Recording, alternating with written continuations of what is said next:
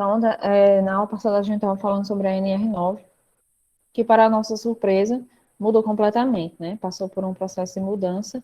Desde o ano passado nós temos uma nova NR9, né? Trazendo muitas novidades aí para a gente. Então, quem já conhecia alguma coisa dela a respeito do PPRA vai ter que se adaptar. Quem não conhecia, não vou dizer bom ou alguma coisa do tipo, porque vai ter que aprender junto com todo mundo, né? Quem tem alguma uma noção, alguma experiência, talvez seja até melhor.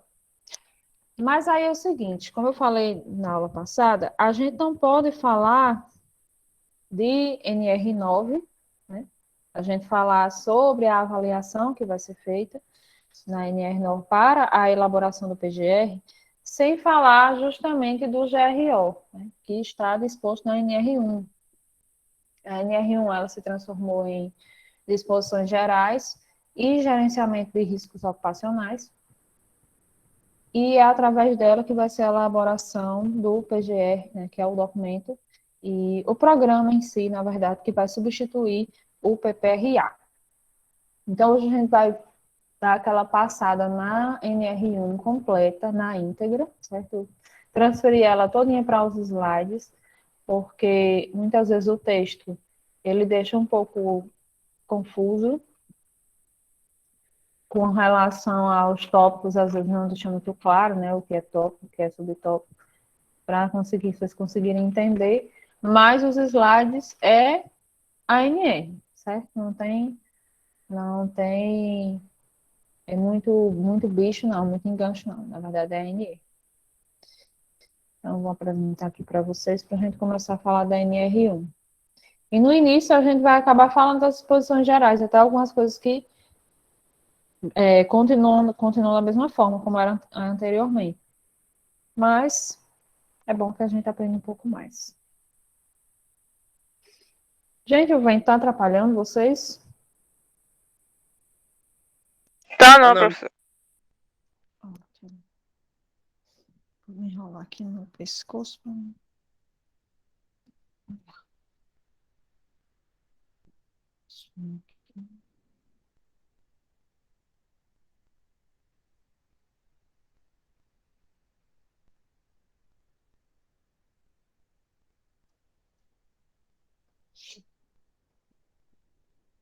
Então, hoje a gente vai iniciar falando sobre a NR1, né? Disposições gerais e gerenciamento de riscos ocupacionais.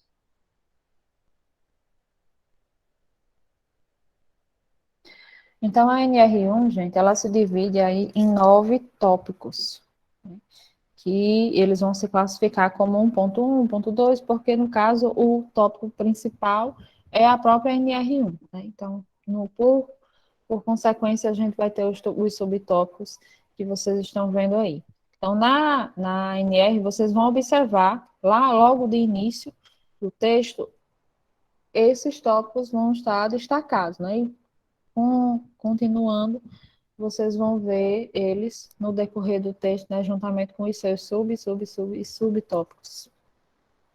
Então, para começar, a gente vai começar com o objetivo, né? Qual é o objetivo dessa NR? O que é que ela vem trazer, né? O que é que ela vem melhorar, o que é que ela vem nos auxiliar.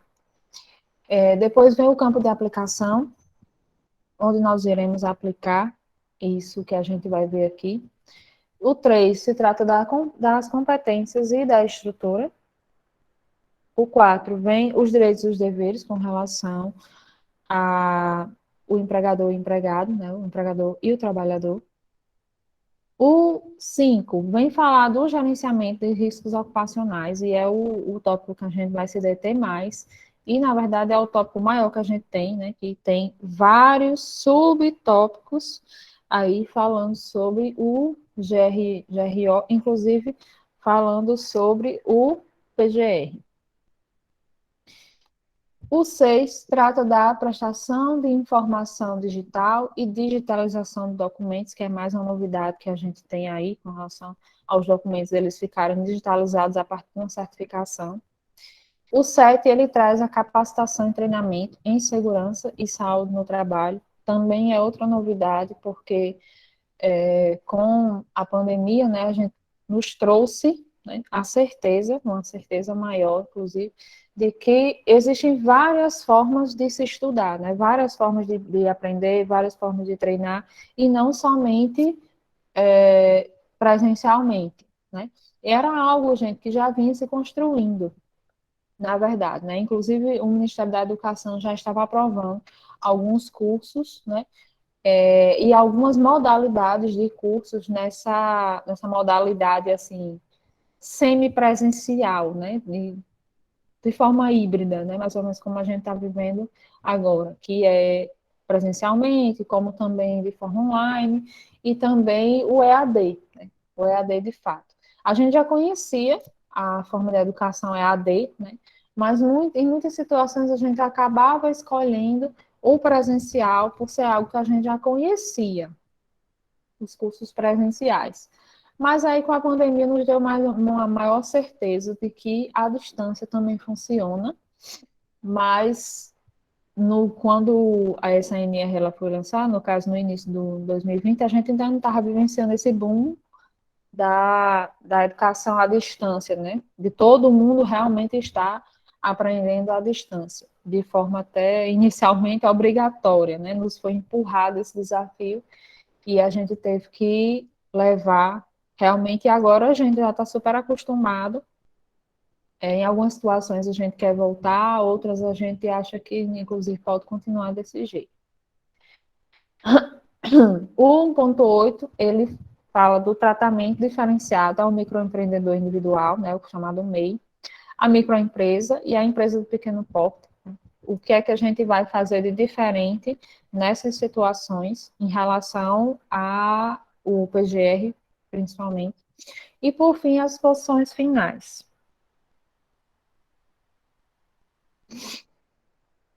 Então, gente, para começar, a gente vai começar a tratar sobre o objetivo, certo? Eu vou falando aqui, a gente vai conversando, mas aí qualquer coisa que vocês quiserem me interromper, perguntar, fiquem à vontade.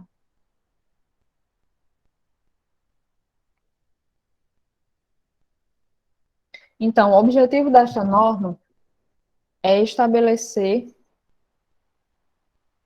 as disposições gerais, o campo de aplicação, os termos e as definições comuns às normas regulamentadoras relativas à segurança e saúde no trabalho e as diretrizes e os recursos para o gerenciamento de riscos ocupacionais e as medidas de prevenção em segurança e saúde no trabalho, né, SST, essa sigla que a gente vai ver muito aí no decorrer.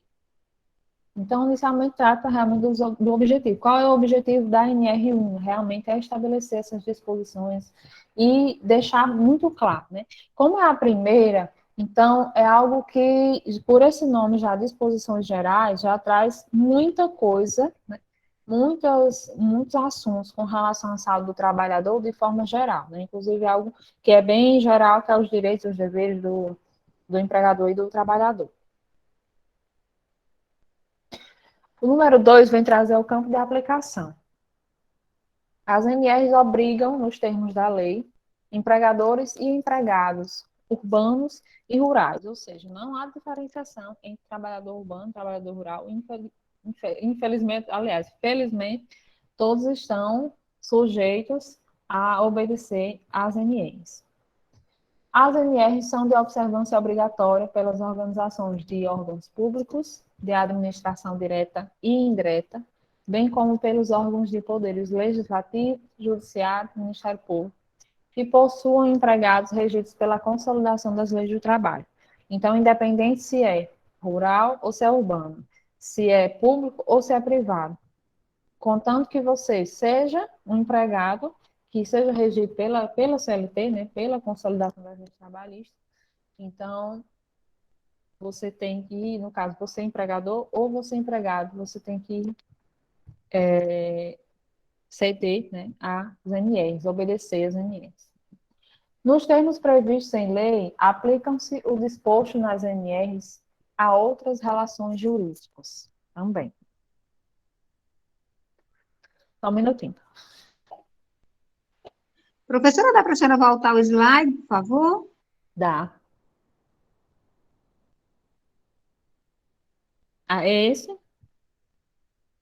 Sim, eu vou tirar um print aqui agora. Tá certo.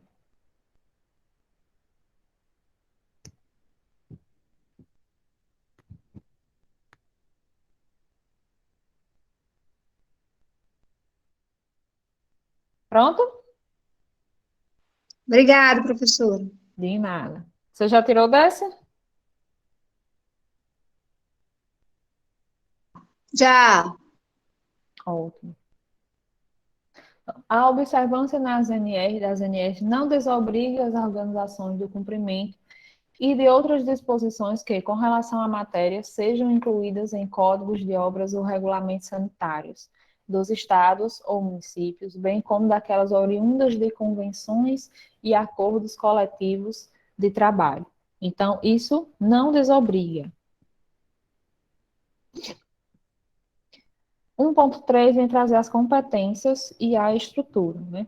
A Secretaria do Trabalho, por meio da Subsecretaria de Inspeção do Trabalho, SIT, é o órgão de âmbito internacional competente em matéria de segurança e saúde no trabalho para. Por quê? Anteriormente, a gente tinha o Ministério do Trabalho, né, que era a instância maior que tinha essas responsabilidades. Porém, o Ministério do Trabalho ele foi incorporado ao Ministério da Economia.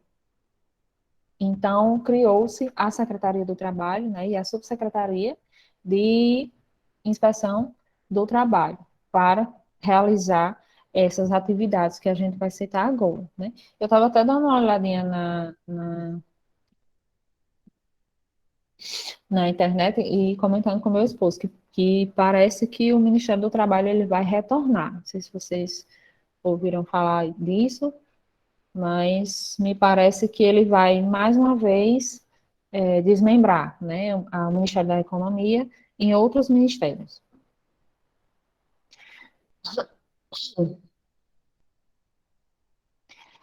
Então, qual é a responsabilidade, né? O que é que compete?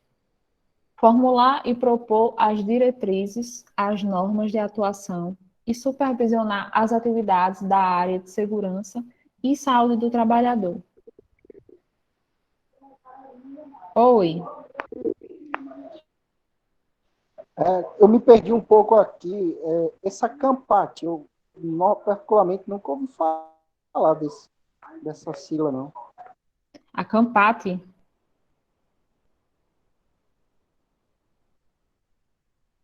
ela é a Campanha Nacional de Prevenção de Acidentes de Trabalho. Tem até o dia referente à prevenção de acidente de trabalho. É o dia 27, né, de julho, parece. Isso, eu já estava lembrando que era 27, agora eu não estava lembrando o mês. É isso mesmo.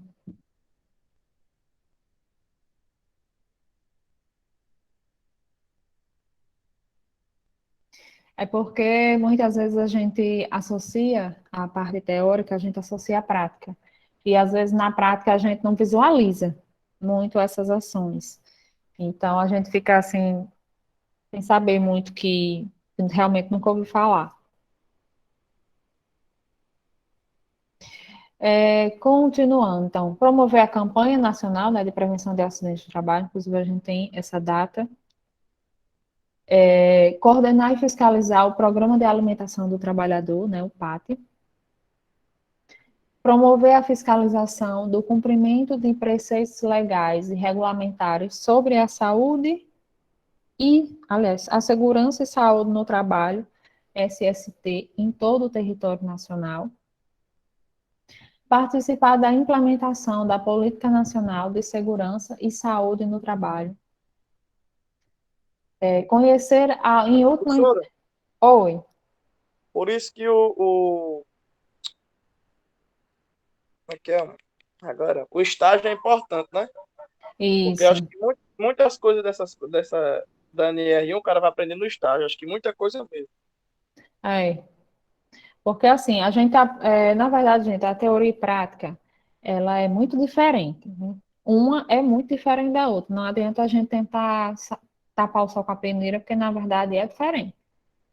A gente tenta fazer, por exemplo, quando vocês estiverem trabalhando, eu sei que vocês vão tentar fazer com que tudo que vocês aprenderam se concretize, né? Mas, infelizmente, muitas vezes a gente não consegue, né? Por muitos entraves que a gente acaba se deparando no decorrer. Então, assim, das duas situações. Quando a gente estuda a teoria, a gente compara com a prática? Compara, mas a gente também não pode ficar nessa briga, né? E também com relação a, por exemplo, eu vi uma professora minha uma vez disse, quando você for estudar para concurso, você jamais associa a teoria com a prática, porque sempre nas provas eles querem a parte teórica, né? E muitas vezes as bancas, eles colocam coisas, situações em que se assemelha à prática. Então, se você for pensando na prática, você não acerta as questões, né?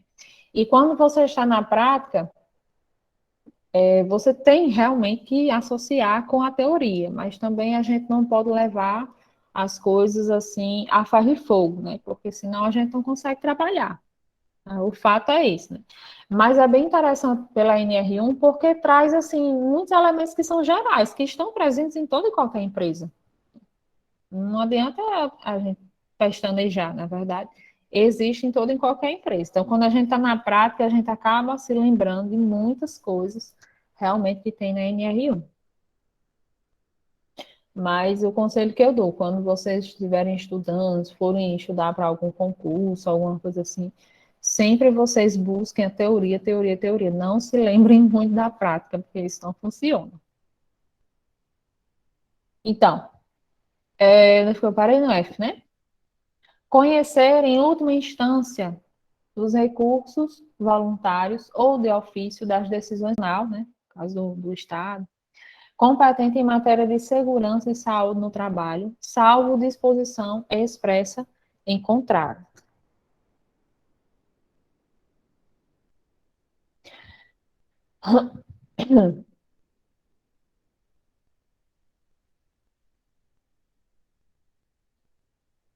Compete à CIT e aos órgãos regionais e a elas subordinados em matéria de segurança e saúde no trabalho, nos limites da sua competência, executar a fiscalização de preceitos legais e regulamentadores sobre a segurança e saúde no trabalho, primeiro a fiscalização, e as atividades relacionadas ao CAMPAT e ao PAT, a campanha e o programa alimentar. Cabe à autoridade regional compete em matéria do trabalho impor as penalidades cabíveis por descumprimento de preceitos legais e regulamentares sobre segurança e saúde no trabalho. Então, no caso das multas, é a instância regional que vai aplicar. Os direitos e deveres, né? O que é que cabe ao empregador? Cumprir e fazer cumprir as disposições legais e regulamentares sobre segurança e saúde no trabalho. Ou seja, não infringir as regras, né? Fazer cumprir o que é dito nas normas regulamentadoras. B. Informar os trabalhadores os riscos ocupacionais existentes nos locais de trabalho, né? Infelizmente, os riscos, até porque a partir desses riscos vai se gerar um documento. Isso não pode ser escondido dos trabalhadores, né? Eles têm que estar cientes de que estão trabalhando mediante esses riscos. E isso pode ser feito de diversas formas, né? A partir de treinamentos, a partir até do diálogo diário de segurança, né, que é o DDS. As medidas de prevenção adotadas pela empresa para eliminar ou reduzir tais riscos também compete ao empregador. Os resultados dos exames médicos e de exames complementares de diagnóstico aos quais os próprios trabalhadores foram submetidos, né?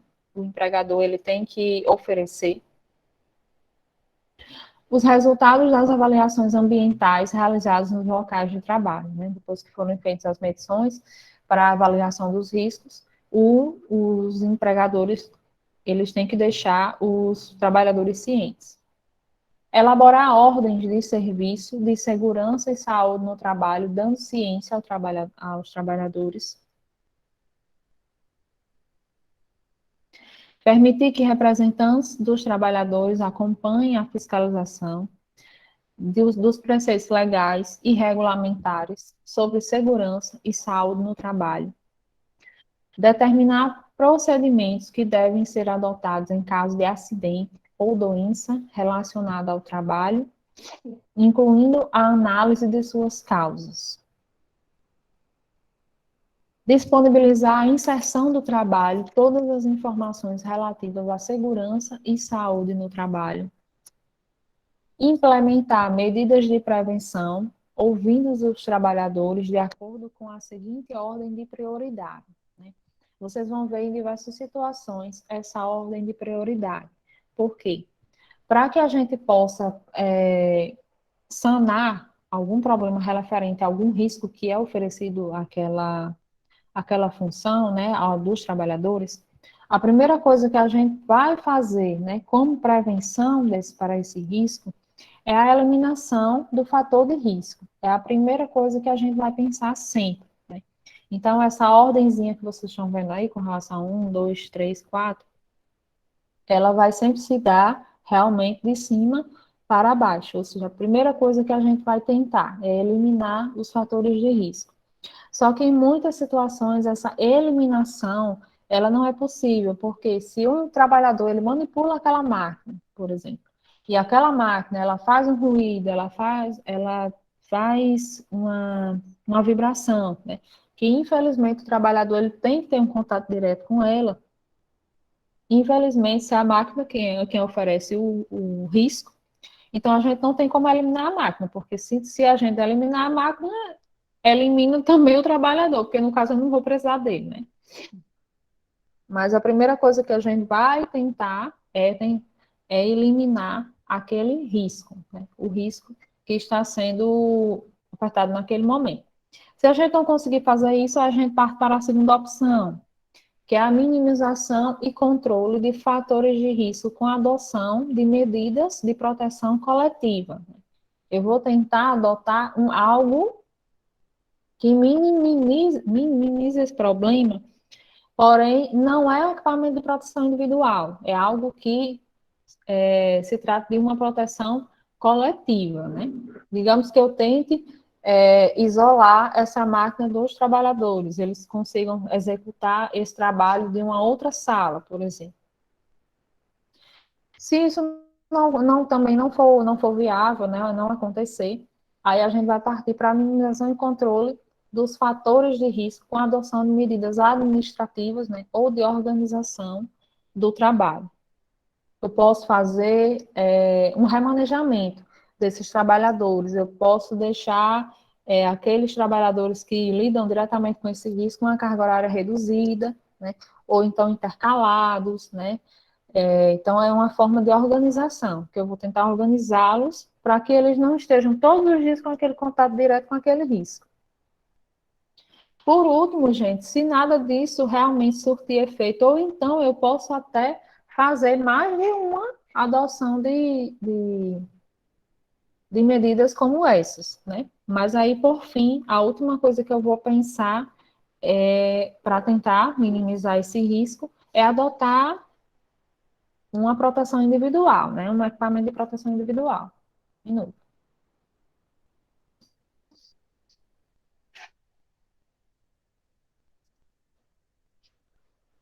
Então, é a última coisa que eu vou sugerir, né? Porém, se vocês forem pensar na prática, é a primeira coisa que surge, na verdade, é o equipamento de proteção individual. E muitas vezes na fiscalização, a gente se depara com o fiscal, né?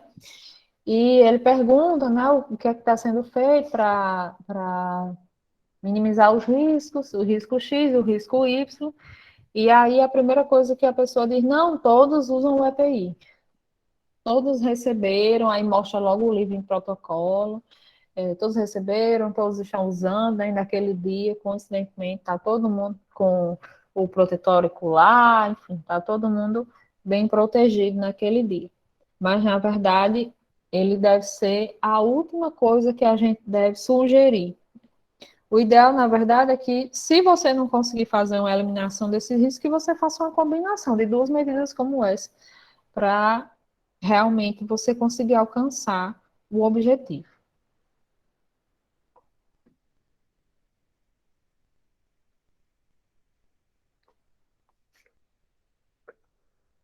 Agora cabe ao trabalhador cumprir as disposições legais e regulamentares sobre segurança, saúde no trabalho, inclusive as ordens de serviço expedidas pelo empregador, perdão. Submeter-se aos exames médicos previstos nas NRs, né? Então, se o empregador ele tem que ofertar os exames, então o trabalhador ele tem que se submeter a fazer, né? Colaborar com a organização na aplicação das NRs, usar o equipamento de proteção individual fornecido pelo empregador. Então, se no caso o empregador ele tem a obrigatoriedade de realmente adotar medidas preventivas, então o trabalhador ele tem o dever também de obedecer, usar, né, equipamento.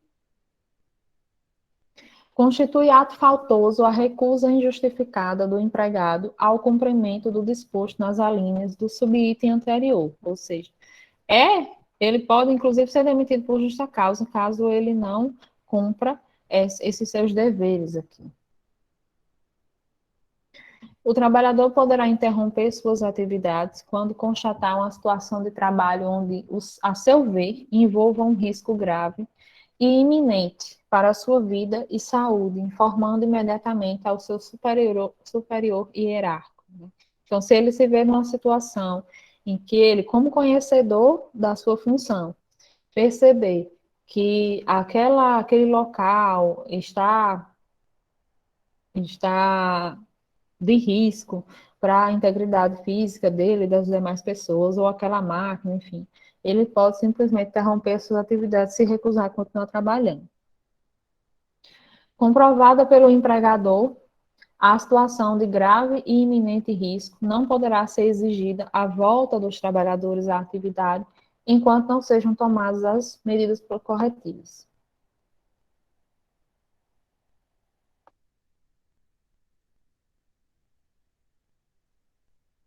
Todo trabalhador, ao ser admitido ou quando mudar de função, que implique em alteração de risco, deve receber informações sobre os riscos ocupacionais que existam ou possam originar-se nos locais de trabalho.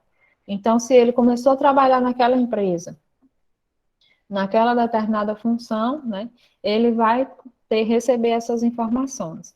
Se ele trabalha, não, mas ele está trabalhando na mesma empresa, mas ele sofreu uma mudança de função, né, ele vai receber novamente essas mesmas informações, porém da outra função que ele está executando. B, os meios de prevenir e controlar tais riscos, as medidas adotadas pela organização, os procedimentos a serem adotados em situação de emergência, os procedimentos a serem adotados em conformidade com os subitens 143 e 1431, que são justamente esses aqui.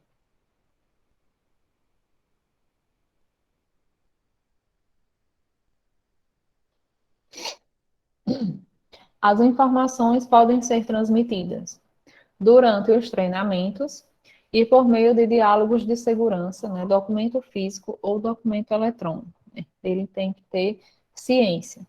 Se no caso for um documento físico, o interessante é que ele assine, né, o protocolo de que ele foi informado, que ele recebeu esse aviso, essa notificação.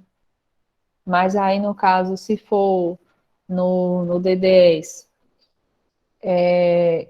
ou então durante algum treinamento, né, normal, mas uma coisa bem interessante é que seria mais interessante acontecer pela via eletrônica, né, porque no ato, quando você recebe um e-mail, já está lá, né, já foi, não precisa assinar nada, você recebeu o e-mail. Agora, se você não leu, é porque você descumpriu uma atividade da empresa que é checar os e-mails, né? Checar as informações. Mas também o ideal é que esses assuntos eles sejam tratados nos diálogos de segurança. Porque muitas vezes um documento, quando é enviado, né, para o trabalhador, ou ele às vezes não vê, ou então ele não, talvez não compreenda aquela forma como foi repassado. Então, no diálogo é mais Professora, fácil. Oi. também no diálogo de segurança, embora que ele não esteja ouvindo ou esteja tipo, conversando, né, no diálogo, vai Hum. passar a lista de presença que a gente estava na hora e consta que ele assinou, né? Uhum, exatamente. E assim, não é possível que dali ele não absorva nada. Entender, ele vai entender. Agora, se ele vai cumprir é outra história, né? No momento do diálogo, no momento do treinamento, na verdade, só não entende quem não quer, né? Quem não quer entender de maneira nenhuma, até porque a forma como é passada é para ser o mais clara possível, principalmente no DDS, porque é um momento rápido. Você não tem como fazer grandes falas, né, com palavras difíceis, porque realmente não é o momento. É o momento de passar informação, inclusive de forma rápida e compreensível.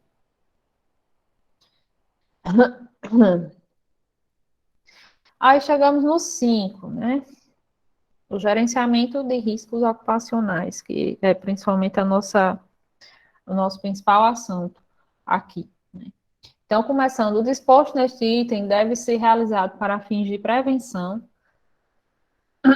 e gerenciamento de riscos ocupacionais.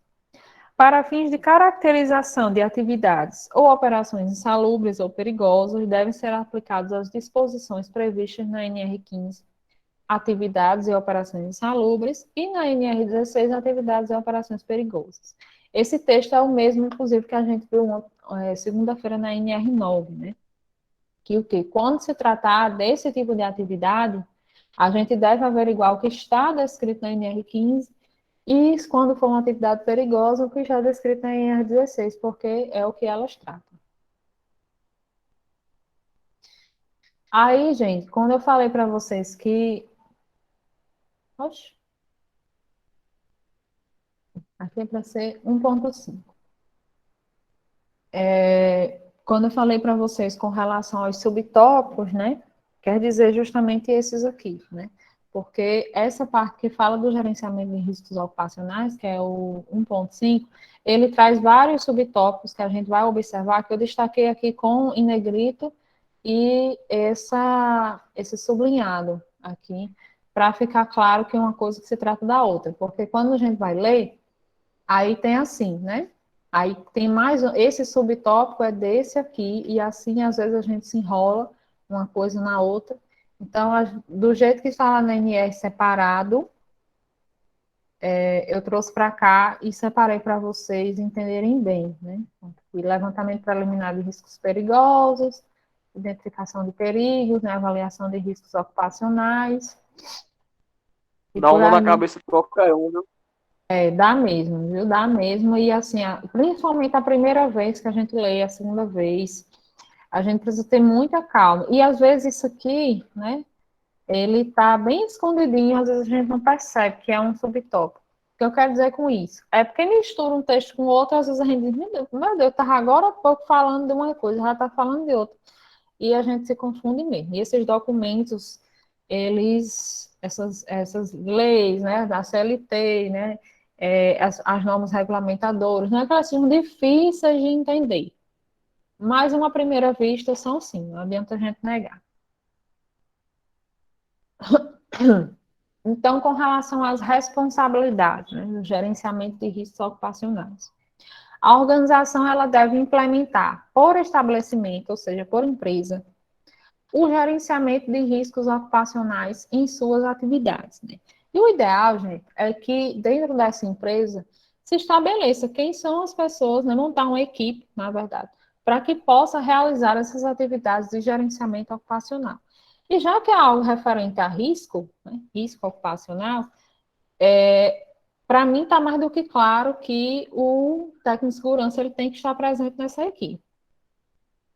O próximo vem trazendo: o gerenciamento de riscos ocupacionais deve constituir um programa de gerenciamento de riscos, ou seja, O gerenciamento de riscos ocupacionais, ou seja, a equipe que vai realizar, ela vai ter que elaborar um programa, né?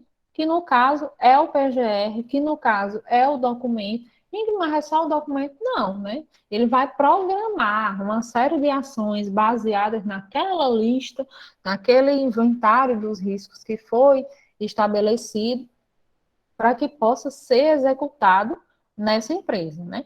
Porém, quando a gente faz uma comparação, PPRA, a gente compara com o programa de gerenciamento. Então, já que não tem mais o PPRA, tem gente que diz assim, o PPRA morreu, certo?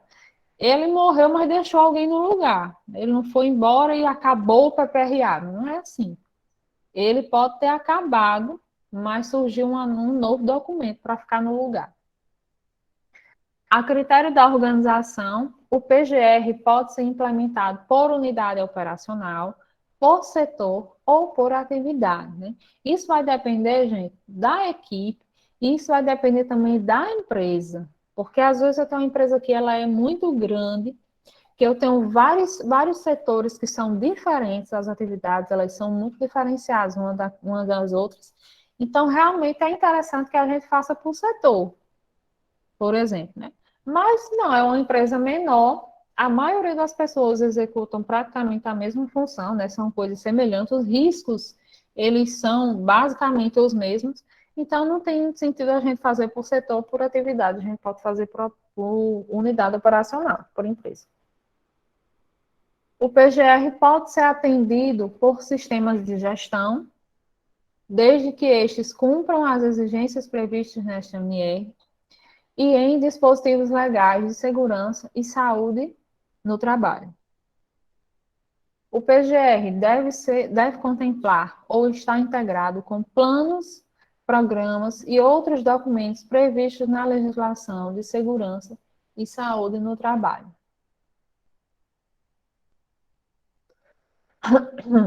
A organização deve evitar riscos ocupacionais que possam ser originados no trabalho, identificar os perigos e possíveis lesões ou agravos à saúde, né?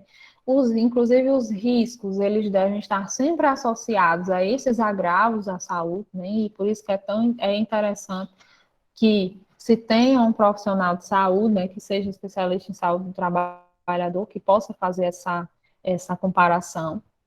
Avaliar os riscos ocupacionais, indicando o nível do risco.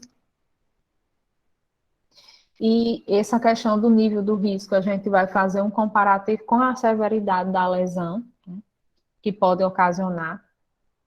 Classificar os riscos ocupacionais para determinar a necessidade de adoção de medidas de prevenção. Implementar medidas de prevenção de acordo com a classificação de risco e na ordem de prioridade estabelecida na linha G do item 141, que é aquela que eu falei para vocês, que começava pela eliminação do risco, né? Depois vinha a utilização do equipamento de proteção coletiva e assim vai. Acompanhar o controle dos riscos ocupacionais. Próximo. A organização deve considerar as condições de trabalho nos termos da NR17, né? Nos termos com relação ao... Isso se refere ao posto de trabalho, que a gente viu lá em ergonomia. A organização deve adotar mecanismos para consultar os trabalhadores quanto à percepção de riscos ocupacionais, podendo, para este fim, ser adotadas as manifestações da Comissão Interna de Prevenção de Acidentes, interessante, porque ele já dá uma sugestão, né? Quando houver, isso é bem interessante, eu queria até perguntar para vocês se vocês poderiam pensar em mais alguma forma da gente fazer essa consulta, né, aos trabalhadores, para a gente conseguir entender qual é a percepção que eles têm com relação aos riscos.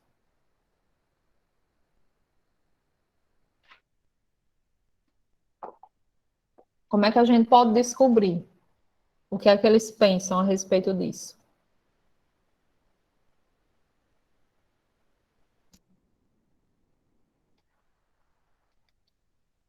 Como assim, professora? Porque aqui é o seguinte, né? A empresa, ela precisa procurar saber dos trabalhadores o que é que eles pensam a respeito dos riscos, né? Aqui está dito que precisa se consultar os trabalhadores quanto à percepção dos riscos ocupacionais.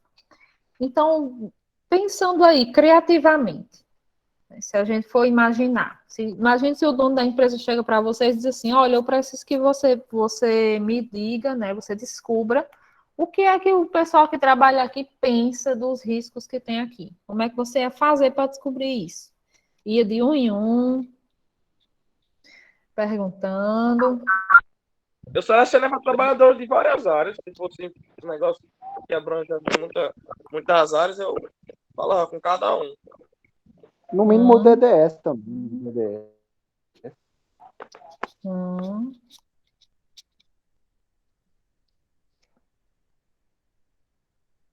Justamente. Colhi informações do DDS também. Hum. Então, são várias formas que a gente tem de conseguir descobrir isso, né? Então, é importante a gente saber, na verdade, o que eles pensam com relação a isso, porque é a partir disso que a gente vai saber por onde atacar, né? Como é que a gente vai elaborar as medidas de prevenção. Tanto a gente, para elaborar uma medida de prevenção, você precisa conhecer o que é que você quer prevenir, ou seja, conhecer o risco, quais são as melhores formas, porém você tem, a partir do que as pessoas vão te dizer, é que você vai elaborar as melhores estratégias, tá? Porque isso aqui, gente, é a mesma coisa de você fazer saúde coletiva, né? Eu vou dar até o exemplo da pandemia. Saúde coletiva não é uma coisa fácil. Por quê? Porque você não está tratando uma pessoa por vez, você está tratando várias pessoas de uma vez só. Então, você fazer com que várias pessoas compreendam, né, a situação, fazer com que várias pessoas tomem as medidas cabíveis, porque eu não tenho como, já que o sistema de saúde, por exemplo, não tem um leito para cada cidadão, então eu preciso fazer com que as pessoas não adoeçam, né? Então, por exemplo, o que a gente está vivenciando hoje, parece que você, o trabalhador da saúde, muitas vezes chega para a pessoa e diz assim, use máscara. Como é que eu vou conseguir convencer essa pessoa de que essa medida é importante, né? Algumas pessoas vão aceitar, outras não vão aceitar. E assim vai. Então, tudo isso vai depender da estratégia. Porque se eu chego para seu João e digo assim, seu João, não fume, não, porque o senhor é hipertenso. Não coma sal, porque o senhor é hipertenso. Se alimente bem, faça exercício físico. Será que eu só falando assim desse jeito eu vou conseguir chegar e fazer com que seu João pare de fumar, seu João coma bem, e ele vai fazer o que eu estou pedindo somente porque eu estou pedindo? Aí é que está o pulo do gato, viu, gente? Porque em muitas situações, não. Infelizmente, ele não vai fazer o que eu estou pedindo. Somente por isso, só porque eu disse que não podia fumar. Olha, se ele fuma desde os 16 anos, ele vai parar de fumar só porque eu pedi. E assim vamos a nossa situação. Então, assim, aqui ele já dá uma sugestão, que é a gente fazer, chamar a CIPA, né? Os integrantes da CIPA, e colher informações a partir deles, né? Mas a gente tem outras soluções para isso também, né? Tem as que vocês sugeriram, né? Procurar uma pessoa de cada setor, por exemplo, colher essas informações a partir das pessoas que estão participando do DDS, né? Um momentinho até que pode ser É muito, rápido. é muito melhor do que pedir um cipeiro para fazer isso. Que cipeiro só quer garantir a boca. É,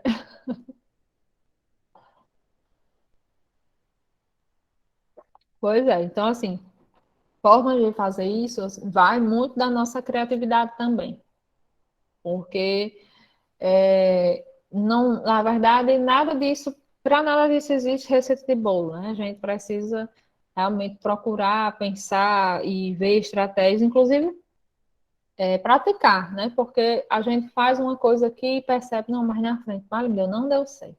Então, já sei que da próxima vez eu vou ter que fazer uma outra coisa. Letra B. Comunicar aos trabalhadores sobre os riscos consolidados no inventário e as medidas de prevenção do plano de ação do PGR, né? Então, a empresa ela vai ter que consultar os trabalhadores primeiramente, né, sobre os riscos, né, o que eles acham, e depois fazer a comunicação, né, comunicar qual foi o resultado do trabalho, né, com relação ao PGR. O que é que ficou definido, né? Isso é risco X, Y, Z. Então, as medidas são 1, 2 e 3. Um para cada um, por exemplo. Próximo. A organização deve adotar as medidas necessárias para melhorar o desempenho em segurança e saúde do trabalho. Né? E isso é bem importante, porque já desde a ergonomia que a gente vem falando sobre essa questão da satisfação e do desempenho. Porque, na verdade, o trabalhador, quando ele está satisfeito, o resultado do trabalho que ele executa é uma consequência, né? Quando ele trabalha bem, né? De forma segura, e quando ele tem saúde, né? Estar bem, faz com que ele trabalhe melhor. Processo de identificação de perigos e avaliação de riscos ocupacionais.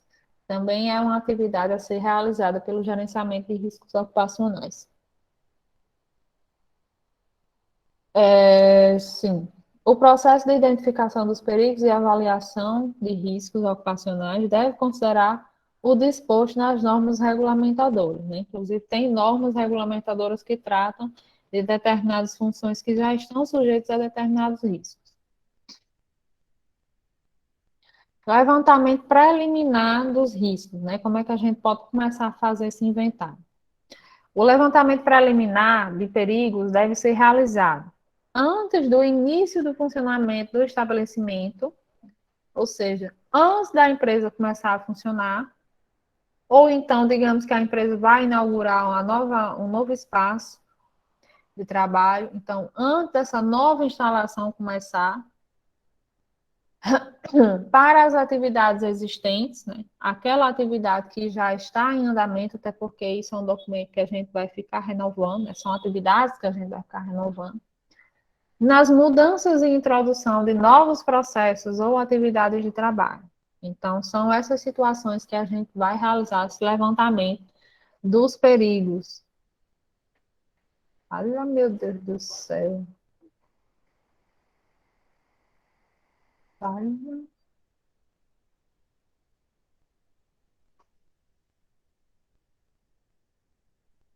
Olha, o que será isso? Ah, ótimo.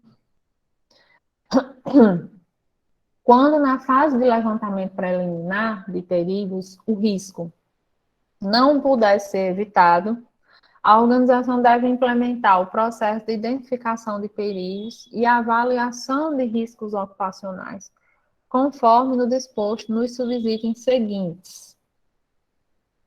A critério da organização, a etapa de levantamento preliminar de perigos pode estar contemplada na etapa de identificação de perigos, pode deixar para depois.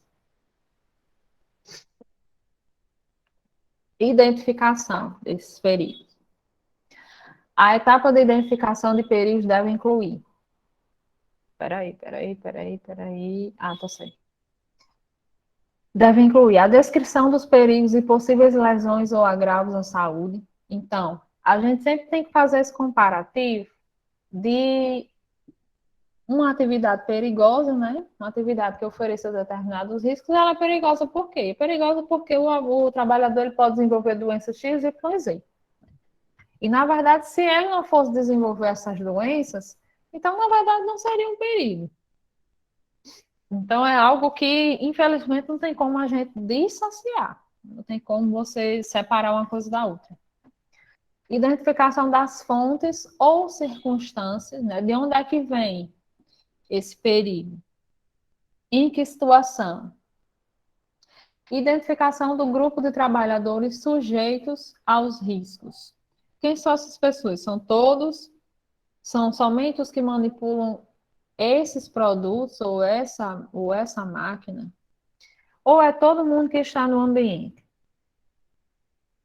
A identificação dos perigos deve abordar os perigos externos previsíveis relacionados ao trabalho que possam afetar a saúde e segurança no trabalho. Ah, mas não é uma coisa que se relacione com a minha atividade, né? Mas é algo no setor vizinho, ou então não é nem na empresa, é algo fora, realmente totalmente fora. Porém, como a empresa ela é localizada naquele lugar, então tem alguma coisa ali na vizinhança que oferece esse risco. E isso a gente tem que estar sempre, gente, muito ligado nessas coisas, né? Atento a tudo, na verdade, né? Eu acho bem interessante, porque na primeira vez que eu fui uma atividade de campo com um professor, né, enfermagem, a gente andava nas ruas, que era uma atividade de saúde coletiva, assim, que a gente faz uma análise da saúde das pessoas a partir do local que elas moram, né? A gente faz essa visualização do que é que pode oferecer algum tipo de doença, né, para elas. Então, assim, ele perguntava algumas coisas e a gente dizia coisas óbvias, né, com relação a oferecer algum tipo de risco para as pessoas. E ele soltava, assim, cada coisa assim que a gente nunca nem tinha pensado, né? Cada situação, uma pedra no meio da rua, aquilo ali para ele já era uma situação que oferecia um risco por causa disso, daquilo outro. Então, assim, eram coisas que você precisa abrir muito a mente, né? Você precisa pensar muito, observar muito, para estar atento a esse tipo de coisa. Então, não é somente uma coisa que esteja dentro da empresa que pode oferecer risco para os trabalhadores.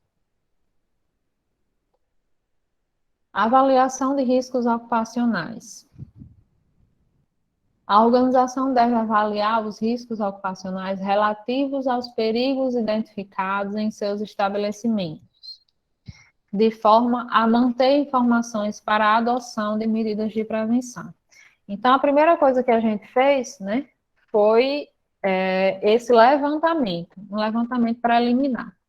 Depois a gente fez a identificação de cada perigo, fazendo sempre a associação com o agravo à saúde, ou seja, por que que esse é um perigo, por causa disso, daquilo, aquilo outro.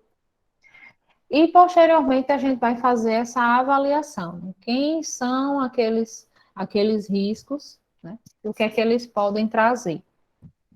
Para cada risco, deve ser identificado o nível de risco ocupacional, determinado pela combinação da severidade das possíveis lesões ou agravos à saúde com a probabilidade ou chance de sua ocorrência. Ou seja, a gente faz essa definição do nível de risco justamente fazendo esse comparativo com as doenças que a pessoa pode vir a ter, né? Algum tipo de comprometimento da saúde daquele trabalhador. Mas sempre se atentando para a possibilidade realmente que ele possa adquirir, né? Não é somente uma coisa que chega perto da outra e a gente acha, pronto, a pessoa vai adoecer. Asbestose, certeza, a doença. Não necessariamente, né? Se ele não tem um contato que é contínuo, né? Não é um contato que é direto. A organização deve selecionar as ferramentas e técnicas de avaliação de risco que sejam adequadas ao risco ou circunstância de avaliação. Então, a própria empresa vai selecionar essas ferramentas, né, ou a equipe que esteja realizando. Técnicas de avaliação de risco que sejam adequadas para aquela avaliação, ou seja, para aqueles riscos, né? Se é um risco ruído, eu vou usar um decibelímetro, por exemplo, para fazer essas medições. A gradação da severidade das lesões ou agravos à saúde pode levar em conta a magnitude da consequência e o número de trabalhadores possivelmente afetados. Por exemplo, se eu tenho um trabalhador que ele entra em contato com aerodispersóides de asbestos, ele pode desenvolver uma doença que é chamada de asbestose. Então, é uma doença pulmonar grave, que vai deixar ele com uma doença obstrutiva, né? Ou seja, vai obstruir as vias respiratórias e ele nunca mais vai respirar bem na vida dele, né? Pode desenvolver um câncer, por exemplo. Então, assim, é algo que é grave, realmente. Então, aí eu tenho que fazer essa avaliação com relação à magnitude realmente das consequências, com relação àquele produto que está sendo utilizado. Mas é claro, né? Sempre levando em consideração e já pensando também que tipo de medidas de prevenção que a gente pode adotar para que isso possa ser evitado. E também sempre, gente, levando em consideração a nossa própria realidade, sabe? Porque assim, como a gente viu, a utilização do EPI, ele é dito como a última medida que a gente vai implementar. Primeiro a gente vai tentar por outros caminhos. E o EPI, por que que isso acontece? Porque, na verdade, o EPI, ele depende do trabalhador. Você não tem como colocar o EPI no trabalhador, botar um cadeado e só tirar quando ele ir embora. Infelizmente, isso não tem como. Então, depende que ele use. E, na maioria das vezes, eles não querem usar. Isso é em toda e qualquer situação. Então, faz com que a gente repense, né? Realmente essa questão de, não, vamos botar o EPI e pronto, vai dar tudo certo. A magnitude deve levar em conta as consequências de ocorrência de acidentes ampliados, né? Ocorrência de um grande acidente nessa empresa. A gradação da probabilidade de ocorrência das lesões ou agravos à saúde deve levar em conta os requisitos estabelecidos em normas regulamentadoras, as medidas de prevenção implementadas, as exigências da atividade de trabalho, a comparação do perfil de exposição ocupacional com os valores de referência estabelecidos na NR9. Após a avaliação, os riscos ocupacionais devem ser classificados, observando o subitem 15442, para fins de identificar a necessidade de adoção de medidas de prevenção e a elaboração do plano de ação.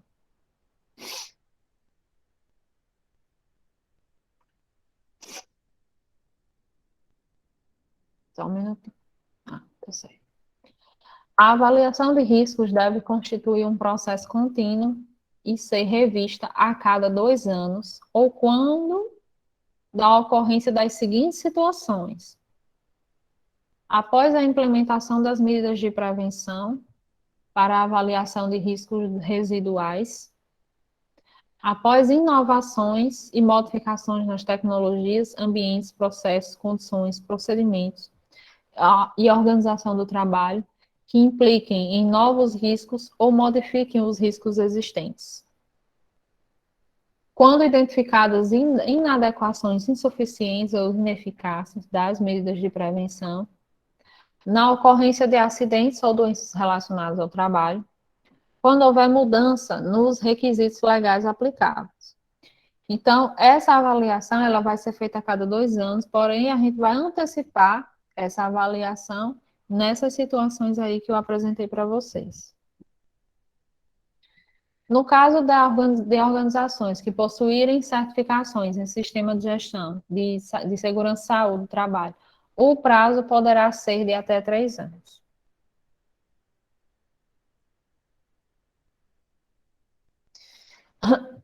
Controle agora desses riscos. Então, aqui a gente já fez, voltando, levantamento preliminar, depois a gente fez a identificação de cada um, a gente fez a avaliação de cada um.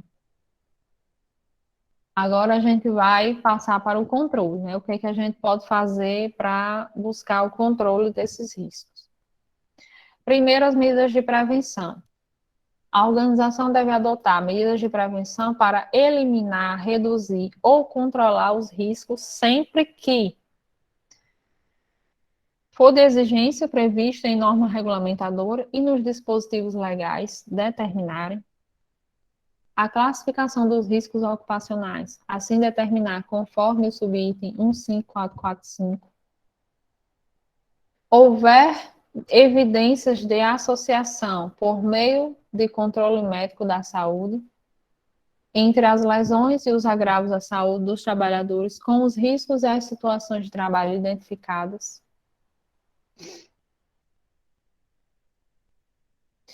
Quando comprovada pela organização a inviabilidade técnica da adoção de medidas de proteção coletiva, ou quando estas não forem suficientes ou encontrarem-se em fase de estudo, planejamento ou implantação, ou ainda em caráter de complementar ou emergencial, deverão ser adotadas outras medidas obedecendo a seguinte hierarquia. Medida de trabalho administrativo, ou seja, a primeira etapa era eliminar o risco. A segunda era a gente fazer uma proteção coletiva. Porém, aqui nesse tópico, fala o quê? Se não for possível fazer essa proteção coletiva, a gente vai para a terceira opção, que é uma medida administrativa, de acordo com a organização do trabalho. Se não for possível, a gente faz a utilização de equipamento de proteção individual EPI.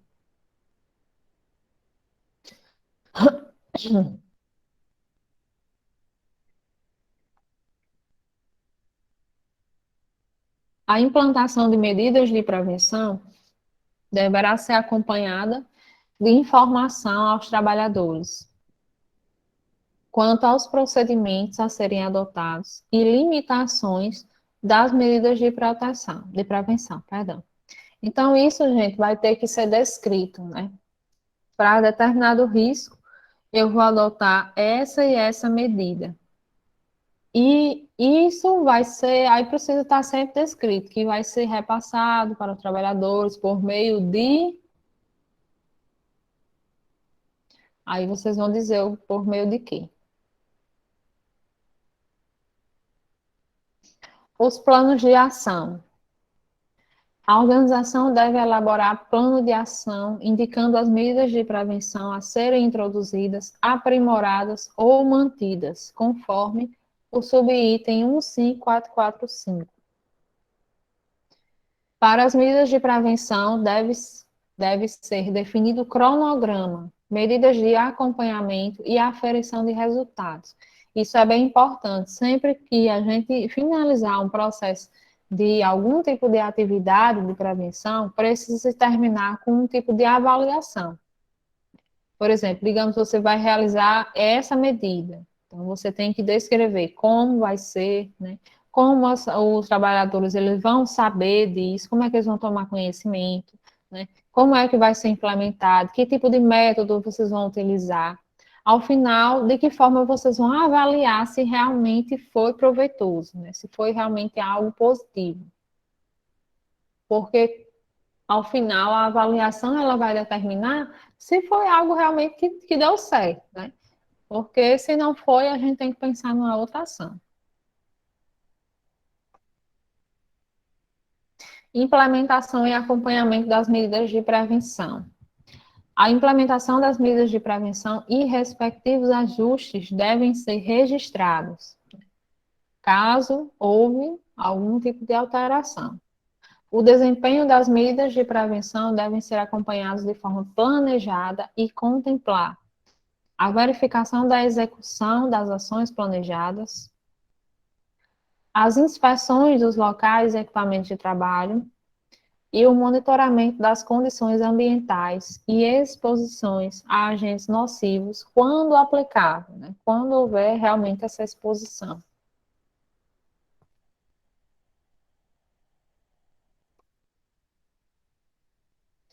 As medidas de prevenção devem ser corrigidas quando os dados obtidos no acompanhamento indicarem ineficácia em seu desempenho. Acompanhamento da saúde ocupacional dos trabalhadores. A organização deve desenvolver ações em saúde ocupacional dos trabalhadores integradas às demais medidas de prevenção de segurança e saúde do trabalho, de acordo com os riscos gerados pelo trabalho. Então, a gente precisa ter atenção, tanto aquelas doenças que são ditas doenças ocupacionais, que são aquelas doenças que têm relação direta com a sua função, assim como também com doenças mais gerais, né? Doenças que podem estar relacionadas. Por exemplo, digamos que eu trabalho num lugar que às vezes gera muito resíduo, né? Aí, digamos que eu estou no período de inverno, né, como no caso aqui da nossa região, que nesse período, no início do ano, surge muito uma doença que a gente chama de dengue, né? Então, eu posso fazer algumas ações que estão relacionadas justamente a essa doença, que não tem relação direta com a minha empresa, eu não tenho nada a ver com isso, né? É algo que é sazonal, ou seja, acontece por períodos na nossa região, aliás, no nosso país, na verdade. Mas cabe realmente a gente executar, já que os funcionários eles estão expostos de certa forma. O controle da saúde dos empregados deve ser um processo preventivo, planejado, sistemático e continuado, de acordo com a classificação de riscos ocupacionais nos termos da NR7. Então, a gente precisa ter um planejamento de quais são os exames que os trabalhadores X, Y, Z precisam realizar, por exemplo. Trabalhadores nesse determinado setor, nessa determinada função, precisam realizar exames, esse. Mas eu tenho esses outros trabalhadores desses outros setor que eles precisam, além desses exames básicos, precisam fazer os exames complementares. Então, isso vai muito dessa organização, né, do gerenciamento de riscos ocupacionais, mas se a gente for pensar numa empresa maior, isso vai ficar mais a cargo da parte da enfermagem, né, da parte do técnico de enfermagem, de saúde do trabalho, mas também que vocês não podem ficar à margem disso aí não, porque possa ser também que na empresa não tenha.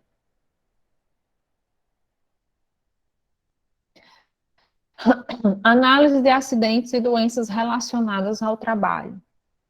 A organização deve analisar os acidentes e as doenças relacionadas ao trabalho, né? Tem empresas, inclusive, que fazem uma comemoração, né? Com relação a não sei quantos dias sem acidentes. Tem umas empresas que têm, inclusive, um painel que faz essa demarcação. Inclusive, em períodos, tem uma comemoração com relação, sei lá, 30 dias, 60 dias, 90 dias sem acidente de trabalho. As análises de acidentes e doenças relacionadas ao trabalho devem ser documentadas e isso é uma coisa interessante, porque muitas vezes as empresas elas ocultam os acidentes de trabalho, né? A CAT ela não é emitida e acaba que não se classifica, né? Como um acidente de trabalho, fica subnotificado e ninguém sabe, ninguém viu. Considerar as situações geradoras dos eventos, levando em conta as atividades efetivamente desenvolvidas, ambiente de trabalho, materiais e organização da produção do trabalho. Foi alguma dessas opções que causou o acidente, né? Foi a atividade que ele estava realizando, que já era por si só uma atividade perigosa, né? Ou foi o ambiente, que naquele momento estava desfavorável, às vezes um ambiente que estava mal iluminado, foi o material que ele estava utilizando, ou a forma como o trabalho ele estava sendo organizado. É interessante que se chame atenção para o motivo, né? Porque se uma pessoa sofreu um acidente, outras também podem. Identificar os fatores relacionados com o evento. Fornecer evidências para subsidiar e revisar as medidas de prevenção existentes.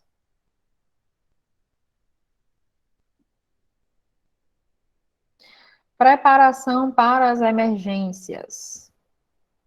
A organização deve estabelecer, implementar e manter procedimentos de respostas aos cenários de emergências, de acordo com os riscos, as características e as circunstâncias das atividades.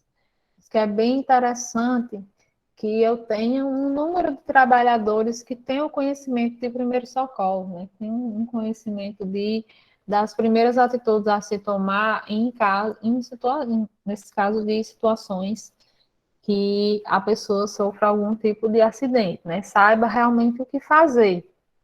Porque muitas vezes, em alguma situação, eu não vou ter um profissional de saúde ali a tempo e a hora, né?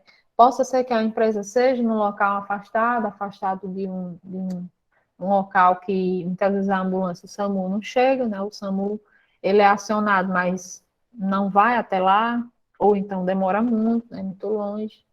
Então, é importante que se tenha esse conhecimento. Não precisa que todo mundo saiba tudo, mas que alguns trabalhadores eles tenham esse conhecimento. E principalmente que seja relacionado à sua área, né? Os procedimentos de resposta aos cenários de emergências devem prever os meios e recursos necessários para os primeiros socorros, encaminhamento de acidentados e abandono, e medidas necessárias para os cenários de emergências de grande magnitude quando aplicado. Digamos que eu tenho essa empresa, são várias pessoas que trabalham lá, é um grande número de pessoas. Então, dependendo das atividades que são realizadas lá, gente, ali eu posso ter um grande número de uma catástrofe, na verdade, com um grande número de pessoas acidentadas de uma vez só. E isso é uma situação que toda ajuda é pouca, na verdade, né? E existe uns treinamentos que a gente faz que funcionam justamente para isso, né? Para essas situações de catástrofe, e que por mais que eu não seja um profissional de saúde, eu saiba ajudar, né? Eu saiba colaborar, saiba tomar algum tipo de atitude. Isso acontece principalmente com as pessoas que Professora, trabalham. tomou ao vivo, professor. Eu já tomei água todinha, na verdade.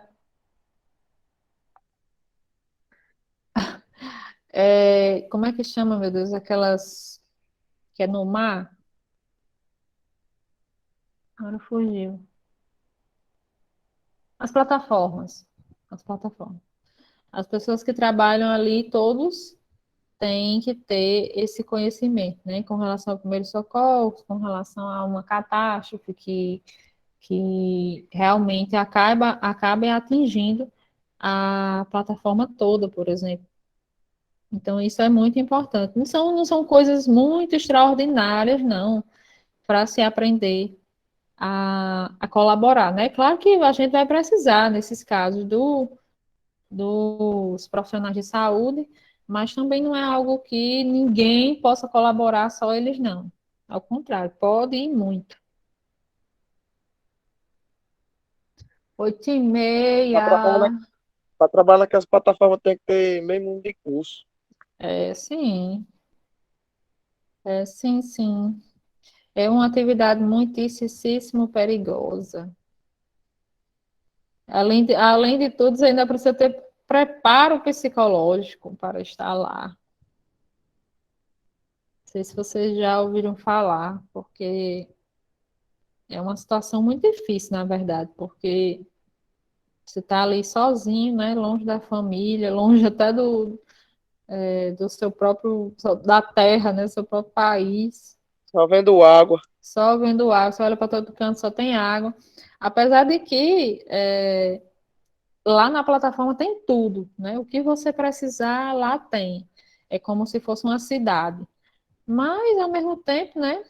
Isso mexe, na verdade, com a cabeça da pessoa.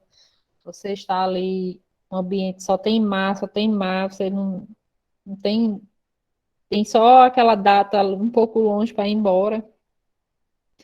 Isso aí vai de cada um, né? Tem gente que passa por uma coisa dessa, tira de letra, tá tudo certo. Mas tem gente que não se dá muito bem, né? É aquela coisa, né? Pagando bem que mal tem. Mas tem gente que nem pagando bem. Aí paga Professora, mesmo. professora, volte aí o texto Análise de acidentes e doenças relacionadas ao trabalho para me tirar um print. Tá, só um minutinho. Aqui? Aqui, né? Análise, deixa eu ver. Isso. Análise de acidentes e controle desses Obrigada. relacionados de nada. Pois é, não sei se eu teria condições não de trabalhar na plataforma nesse. Sim. Então, gente, é interessante que tenha esse preparo, né? E que o gerenciamento de riscos ocupacionais possa colocar isso em pauta, né? Para que possa ser levado esse conhecimento para os trabalhadores, principalmente com relação à sua área, né? Porque, por exemplo, as pessoas que trabalham com eletricidade, eles têm que fazer um curso, né, obrigatoriamente, um curso TNR10, e no curso tem uma parte que trata de primeiro socorro. E é justamente relacionado à parte elétrica, né? A parte de choque, né?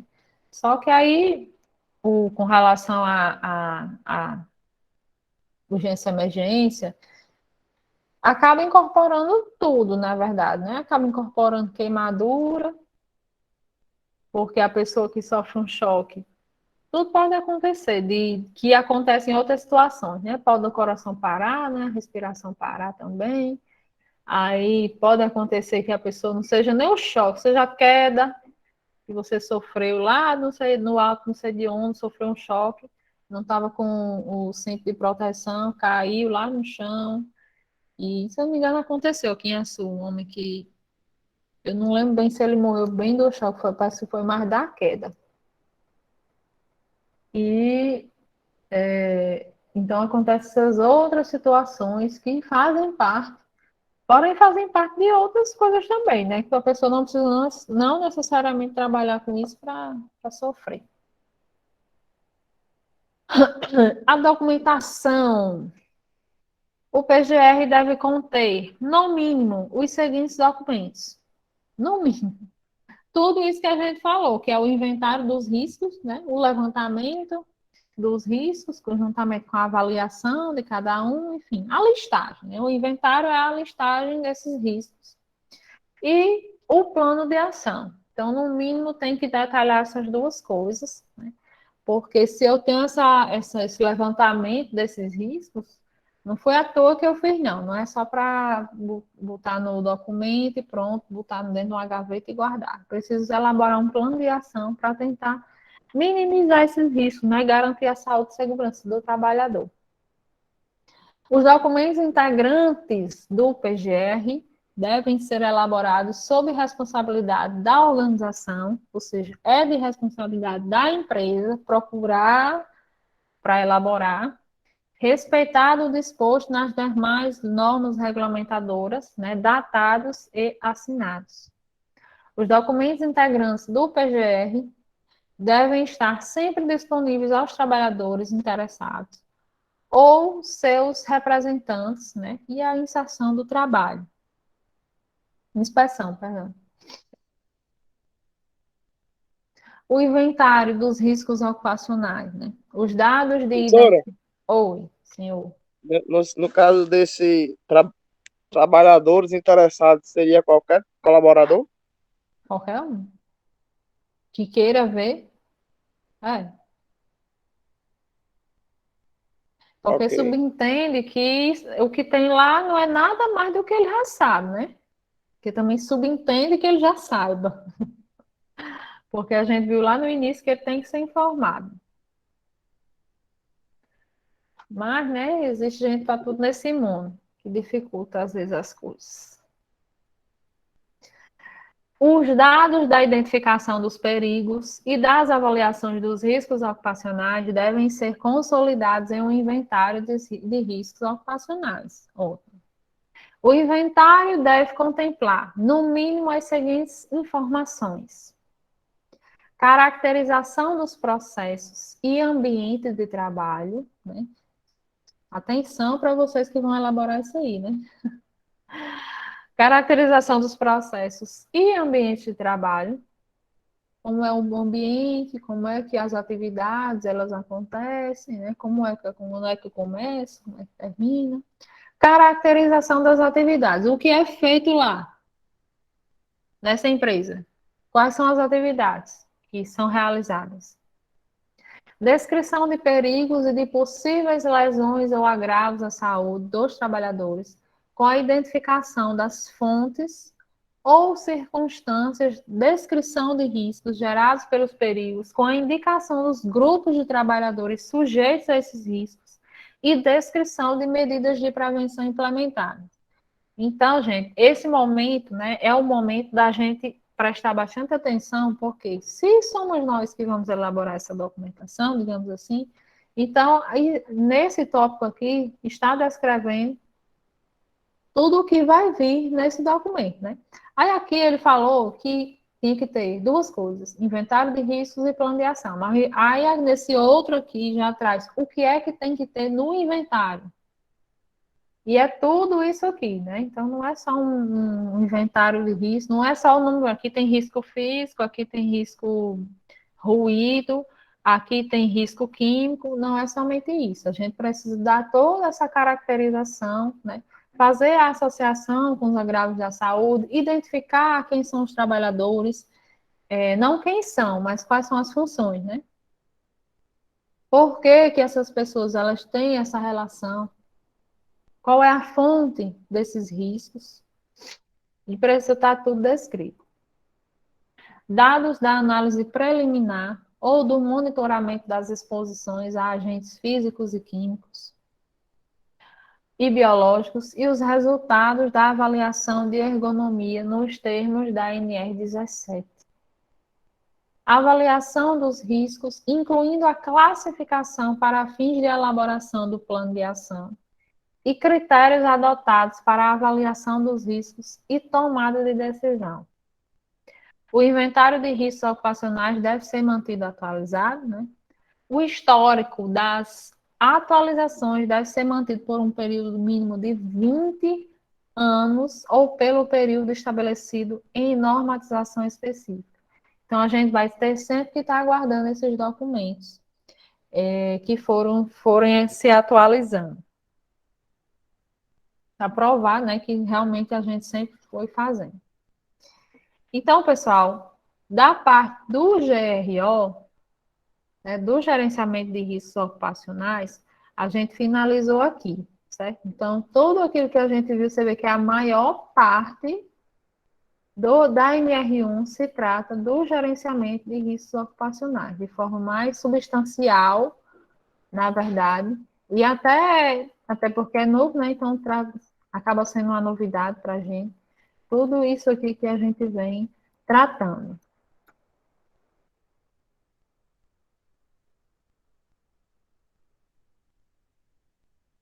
Alguma observação?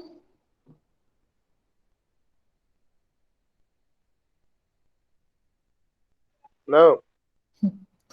Tá certo. Então vamos seguindo. Eu vou falar aqui mais um pouquinho, certo? Depois a gente faz a gente para. Vamos lembrar aqui de uma coisa que eu queria dizer.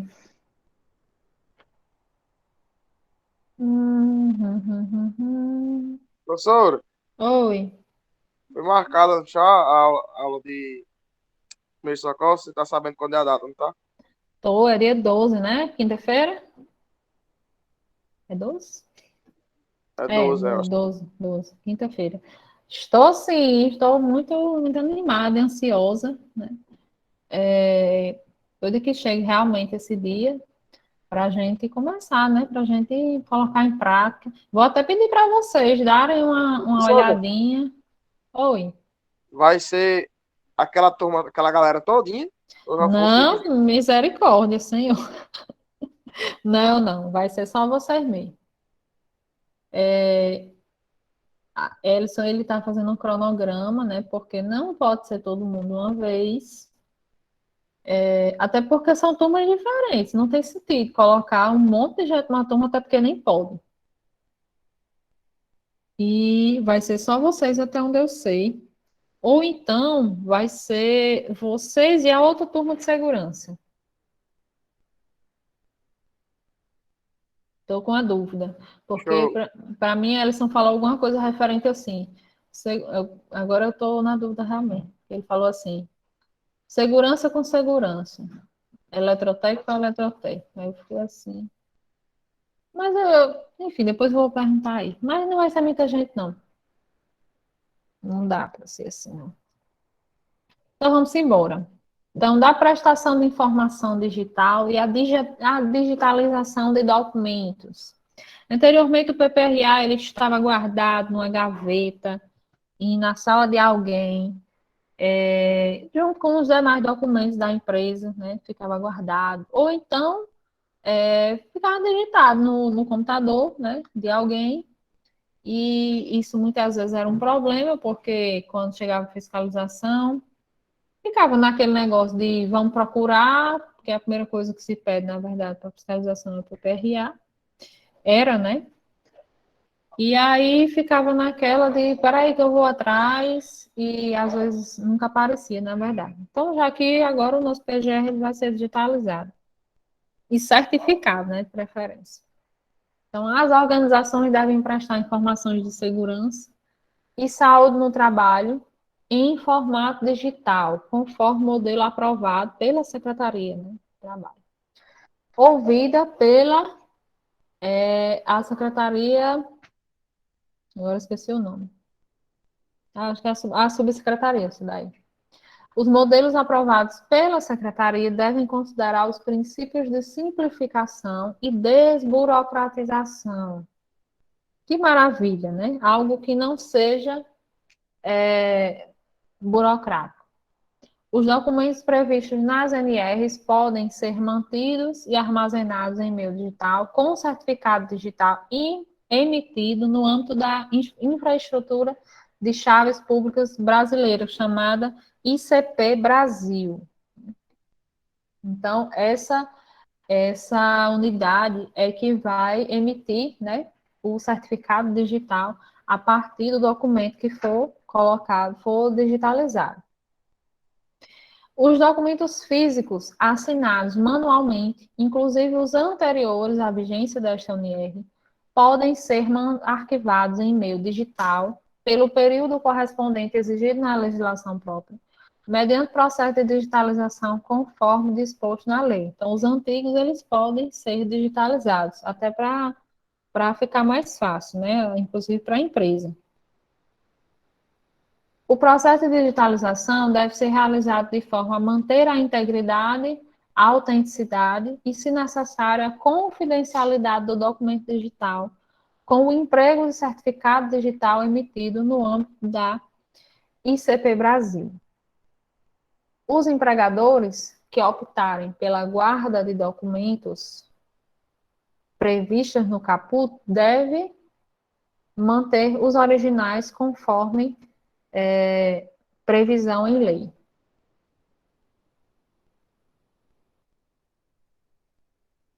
O empregador deve garantir a preservação de todos os documentos nato-digitais ou digitalizados por meio de procedimentos e tecnologias que permitam verificar, a qualquer tempo, sua validade jurídica em todo o território nacional, garantindo permanentemente sua autenticidade, integridade, disponibilidade, rastreabilidade, irretrabilidade, privacidade e interoperabilidade.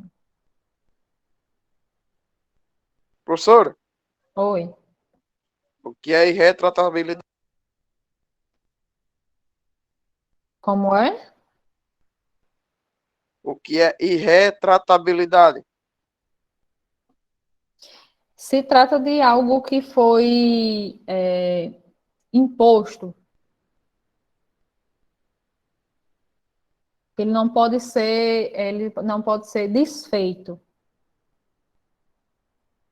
o documento. Entendi.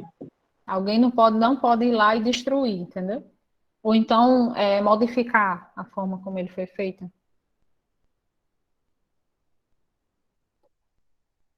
Entendi. Entendeu? Beleza. Deixa eu ver aqui onde é que eu tô. Aqui tá 7, gente, mas é 6, viu? O empregador deve garantir a inspeção do trabalho amplo e irrestrito acesso a todos os documentos digitalizados ou nato digitais, né, os documentos anteriores. Para os documentos que devem estar à disposição dos trabalhadores ou dos seus representantes, a organização deverá prover meios de acesso destes às informações, de modo a atender todos os objetivos de forma específica.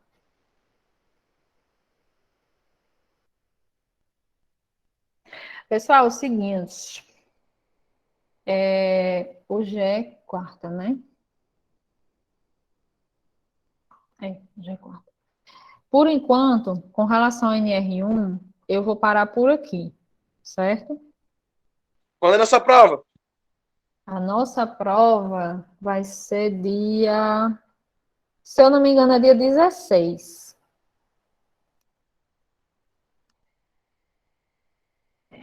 É.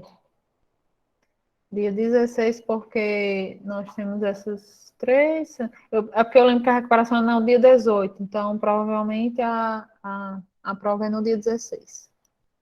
Mas nós Vixe, essa temos. semana que vem é a outra ainda, né? A outra. A gente ainda vai ter sexta-feira de aula, a próxima semana todinha de aula, e depois, acho que na segunda-feira, eu até olhar aqui, no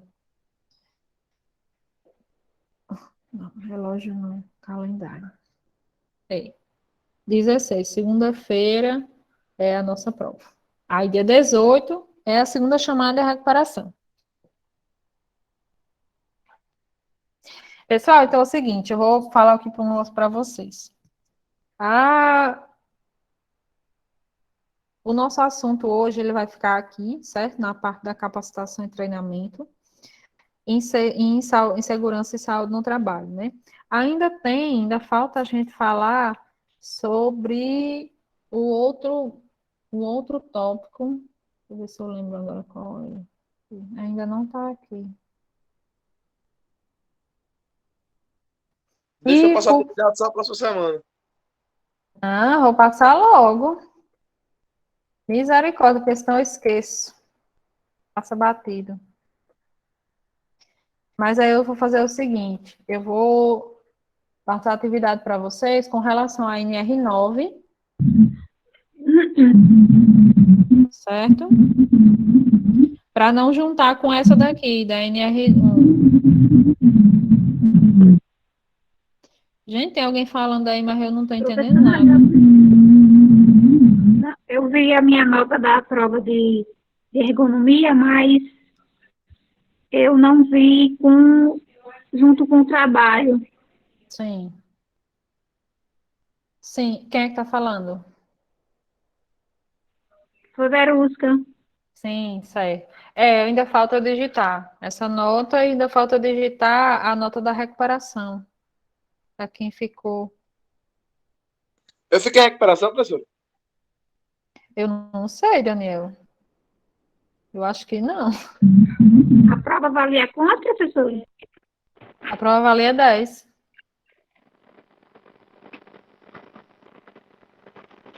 Aí a atividade eu fiz assim, fiz 5 e 5, que ficou como sendo a segunda nota de vocês. Então, quem fez só uma atividade ficou com 5, na segunda nota. Eu fiz as duas atividades. As duas atividades é a prova. Aí quem fez as duas ficou com 10 na segunda nota, aí mais a nota da prova, soma e divide, aí dá a sua média, né? Porque eu não sei porque o sistema não está dando a média de vocês.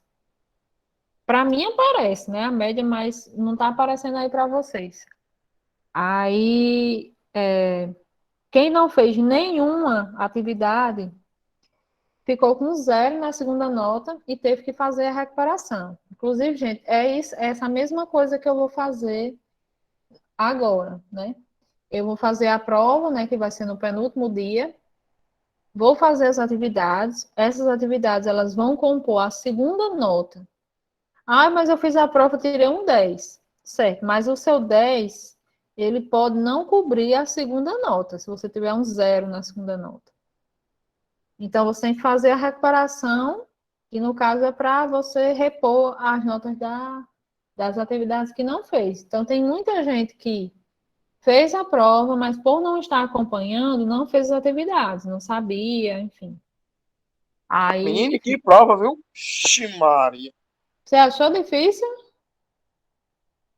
Não é questão que tivesse difícil, é as perguntas, pelo amor de Deus. A resposta é tudo igual. Diabo é aquilo, quase tudo igual.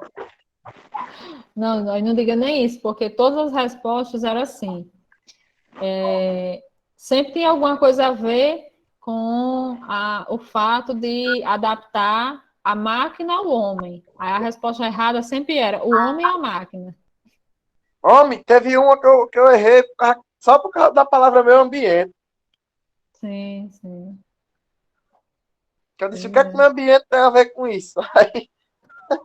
Aí foi, errei essa questão. Pois é. Mas eu acho que passou. Não me lembro de você ter ficado em recuperação, não. Mas, gente, fica atento, pelo amor de Deus, para Eu, não eu passar. entreguei uma atividade, tirei 8, parece, na prova. Sim. Pois é, então atento aqui também, porque vai ser do mesmo jeito, né? Vai ter as notas das atividades e Eu notas, vi a nota da falar e prova. tirei o 7 na prova. Sim, você tirou um 7. Eu não me lembro, não, já faz alguns dias. Aí sim, aí tem muita gente que não está acompanhando, aí não fez atividade nenhuma, não entregou e, e teve que fazer a recuperação. Pois é. Então, olha, hoje eu vou mandar a atividade da NR9, né, para não juntar com da NR1. E na próxima aula a gente vai concluir a NR1, né? E vai fazer a correção da atividade, certo, gente? Vai discutir sobre a atividade. Então, quando é para vocês me entregar a atividade? Sexta-feira. Aliás, eu vou dar até um prazozinho maior, vou dar segunda-feira. Aí sim. Segunda-feira. Mas aí tem um problema, né? E quando for sexta-feira, eu já vou mandar a outra atividade. Então, vocês vão ter que me entregar na segunda-feira as duas. Não, professora, bota pra quarta-feira outra. Tô brincando, minha gente. A primeira vai ser segunda, a outra eu não sei quando é, não. Vou estar me adiantando aqui também. Sexta-feira. Tudo certo? Sim. Combinado, né? Estamos combinados assim? Combinado, combinado. Vai ser o jogo da minha seleção agora, da seleção. E é jogo de quê agora, pelo amor de Deus? São Paulo. Ah, Sim, o que perdeu gosto. de 5-1 pro Flamengo? Não, não, aí não É, começa perdeu aí de não, 5 que eu ao achei que Flamengo, era as mas Olimpíadas. quantos anos o Flamengo não vinha na perna? Meu Quem vive Deus. de passado é museu, macho. Ei, minha gente, pois Museu então, tem olha, vou história. interromper a gravação, vou dar já uma boa noite para vocês e até Boa noite, sexta-feira. professora. A minha situação sobre as aulas presenciais vai ficar mais complicada, porque eu moro em